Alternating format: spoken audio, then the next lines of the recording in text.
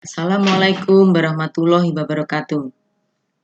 Anak-anak, kita ketemu lagi dengan video bukun yang berikutnya, lanjutan dari sifat koligatif larutan.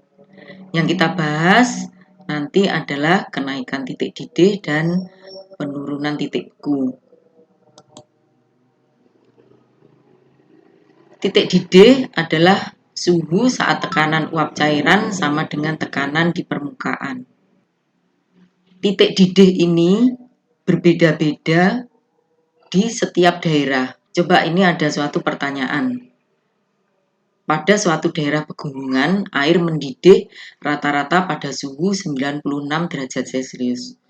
Tekanan uap air jenuh pada suhu 96 derajat Celcius adalah 657,6 mm Hg. Maka, berapa tekanan udara rata-rata di daerah tersebut? Maka untuk menjawab, karena titik didih tadi adalah suhu saat tekanan uap cairan sama dengan tekanan uap di permukaan, maka tekanan udara di daerah tersebut adalah juga 657,6 mm Hg. Jadi kalau dikatakan suhu air mendidih pada 100 derajat Celcius itu jika tekanan udara itu adalah 1 atmosfer. Jadi setiap daerah nanti mempunyai titik didih yang berbeda-beda tergantung dari tekanan udara di daerah itu berapa. Sedangkan titik beku adalah suhu pada saat tekanan uap cairan sama dengan tekanan uap padatnya. Untuk air, pada tekanan 1 atmosfer, titik beku air adalah 0 derajat Celcius. Sedangkan penguapan dapat terjadi pada suhu berapa saja. Sedangkan mendidih hanya terjadi pada titik didihnya. Berikutnya kita akan membahas diagram PT, diagram tekanan dan temperatur untuk pelarut. Diagram PT adalah diagram yang menyatakan hubungan antara suhu dan tekanan dengan fase zat. Coba kita perhatikan diagram PT untuk pelarut ini. Tadi sudah dijelaskan, pada tekanan 1 atmosfer, air membeku pada suhu 0 derajat Celcius. Pada tekanan 1 atmosfer, air mendidih pada suhu 100 derajat Celcius. Kalau kita tarik garis, kita gambarkan sebagai diagram, BD ini adalah garis kesetimbangan padat dan cair, BC adalah garis kesetimbangan cair dan gas, titik B itu adalah titik triple, titik di mana kesetimbangan padat, cair, dan gas. Titik triple itu pada suhu 0,0099 derajat Celcius. Sesuai dengan sifat koligatif larutan, jika larutan itu ditambahkan zat terlarut yang kita tambahkan adalah zat terlarut yang tidak mudah menguap, maka titik didih larutan itu nanti juga akan berubah sesuai dengan judul yang kita bahas adalah kenaikan titik didih. Maka jika ditambahkan zat terlarut, titik didih akan naik atau lebih tinggi dari titik didih pelarutnya. Demikian juga untuk titik beku. Titik bekunya akan turun. Jadi lebih rendah dari titik beku zat pelarutnya. Berikut ini kita bahas diagram PT untuk larutan. Perhatikan diagram ini, garis yang tebal ini adalah untuk diagram untuk pelarut murni. Pada tekanan 1 atmosfer, titik bekunya 0 derajat, titik didihnya 100 derajat Celcius. Jika ditambahkan zat terlarut, maka titik bekunya akan turun. Perhatikan titik ini ya, titik yang saya tunjuk ini adalah titik beku larutan. Jadi titik bekunya lebih rendah daripada 0. Selisih antara titik beku dengan selisih antara titik beku pelarut dengan titik beku larutan disebut dengan delta TF. Sedangkan untuk titik didih TB derajat ini adalah titik didih pelarut, TB itu adalah titik didih larutan. Suhu titik didih larutan lebih tinggi dari 100 derajat Celcius. Selisih antara TB dengan TB derajat dinamakan delta TB. Jadi besarnya penurunan titik didih larutan. Jadi adanya zat terlarut, titik didih larutan menjadi lebih tinggi dari titik didih pelarutnya. TB akan lebih besar dari TB derajat. Delta TB, TB dikurangi TB derajat. Untuk titik beku, adanya zat terlarut, titik beku larutan menjadi lebih rendah dari titik beku pelarutnya. TF derajat akan lebih tinggi dari TF sehingga delta TF sama dengan TF derajat dikurangi TF. Sedangkan untuk yang warna merah, garis merah, ini adalah untuk tekanan uap. Adanya zat terlarut, tekanan uapnya nanti akan turun. Nah, ini sudah kita bahas di video sebelumnya. Menghitung kenaikan titik didih dan penurunan titik beku larutan. Dirumuskan oleh Raoult, delta TB adalah titik didih larutan dikurangi titik didih pelarut. Delta TB sama dengan KB kali molalitas. Molalitas itu adalah mol kali 1000 per P. Karena mol ini adalah massa dibagi MR, jadi rumus ini bisa kita masukkan ya ke dalam rumus delta TB nih. Jadi delta TB dirumuskan mol kali 1000 per P kali KB. KB ini adalah tetapan kenaikan titik didih molal. Untuk TF juga sama, delta TF sama dengan KF kali molal. Kita masukkan ke rumus delta TF, mol kali 1000 per P kali KF. KF adalah tetapan kenaikan titik beku pelarut. Untuk harga KB dan KF, karena pelarut itu tidak harus air, maka nilainya bermacam-macam tergantung pelarutnya. Untuk air, nilai KB-nya 0,2 derajat Celcius per molal, KF-nya 1,86 derajat Celcius per molal.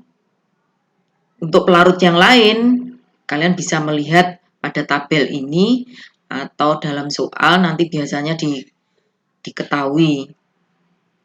Jadi, jika ada soal, bisa kalian lihat pelarut yang digunakan itu apa? Air ataukah yang lain, maka nanti nilai KB dan KF-nya berbeda.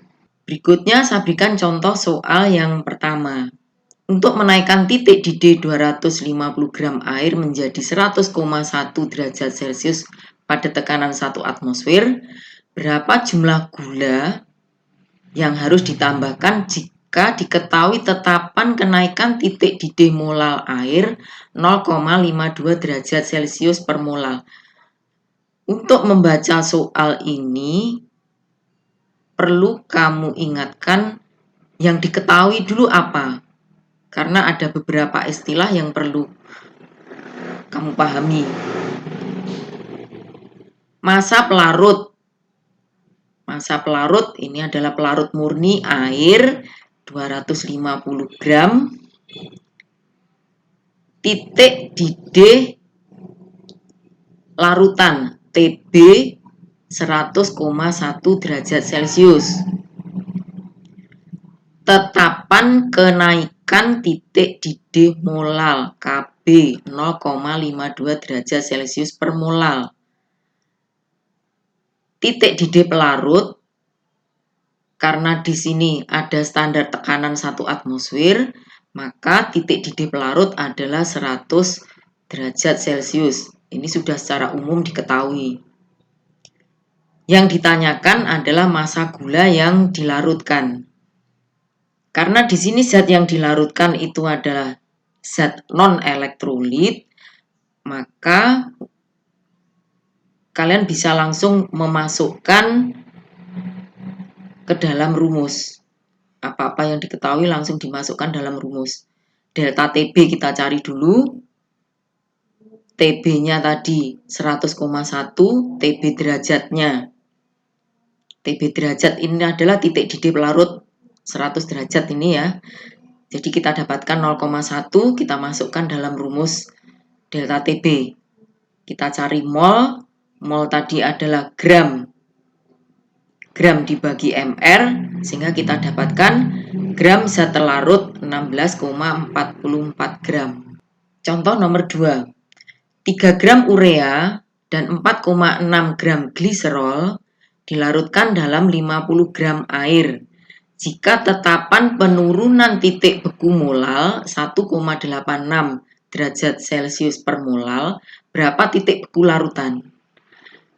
Karena di sini yang terlarut itu adalah lebih dari satu macam, tidak ada masalah, perlu kamu ingat definisi dari sifat koligatif tidak tergantung pada jenis zat terlarut, tetapi tergantung pada jumlah molnya ini. Jadi kita cari mol masing-masing yang terlarut. Urea 3 gram, kita dapatkan 0,05 mol. Gliserol terlarut 0,05 mol. Massa pelarut airnya 50. Tetapan penurunan titik beku molal Kf 1,86 derajat Celcius per molal. Titik beku pelarut air, karena tidak ada penjelasan apa-apa, dianggap bahwa tekanan itu 1 atmosfer, maka titik beku pelarut 0 derajat Celcius. Yang ditanyakan titik beku larutan, TF. Langsung kita masukkan ke dalam rumus TF ini. Karena mol ini adalah 2 macam zat, maka yang kita masukkan itu adalah mol ini tadi kita jumlahkan. Jadi sifat tergantung pada jumlah mol terlarut. Jadi ini kita masukkan ke dalam rumus mol ini, 0,5 ditambah 0,5. Kita masukkan harga P dan harga Kf. Kita dapatkan delta TF 3,72. Untuk mencari titik beku, kita lihat tadi rumus delta TF adalah TF derajat dikurangi TF. Jadi TF 0, TF derajatnya tadi 0 dikurangi 3,72, hasilnya min 3,72 derajat Celcius. Jadi titik beku larutan ini turun dari 0 derajat menjadi minus 3,72 derajat Celcius. Sekarang kita bahas khusus sifat koligatif larutan elektrolit. Kalau kita punya larutan elektrolit A misalkan, elektrolit A ini akan terion menjadi sejumlah ion. Jadi sejumlah ion B kita anggap koefisiennya itu adalah N. Karena elektrolit itu tergantung dari harga derajat ionisasi atau alfa, maka cara menghitungnya berbeda. Kita lihat mula-mula ya. A ini adalah A mol, mula-mula B 0, belum ada yang terion. Ketika dia mengalami ionisasi, A kalikan alfa. B yang terjadi adalah Na alfa. Jumlah ion tadi kita kalikan A alfa. Setelah ionisasi, A ini ada sisa.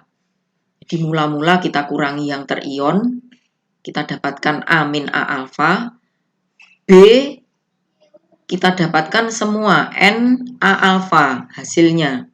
Jumlah ion yang ada dalam larutan kita jumlahkan semua, sisa ini tadi dengan jumlah ion B yang terbentuk, kita peroleh A min A alfa ditambah Na alfa. A kita keluarkan, kita dapatkan 1 min A alfa ditambah N alfa. Alfa ini juga kita keluarkan, kita dapatkan angka seperti ini. Nah, berarti jumlah total mol yang ada dalam larutan itu sekian ini. Jadi bisa kita rumuskan tadi ya, sifat koligatif tergantung pada jumlah mol terlarut, delta TB tadi, mol kali 1000 per P kali KB. Maka mol ini kita masukkan, semua yang ada dalam larutan ini kita masukkan. Kita masukkan dalam rumus ini. Nah, untuk 1 ditambah N min 1 alfa, ini dinamakan dengan faktor Van Hoff yang kita simbolkan I.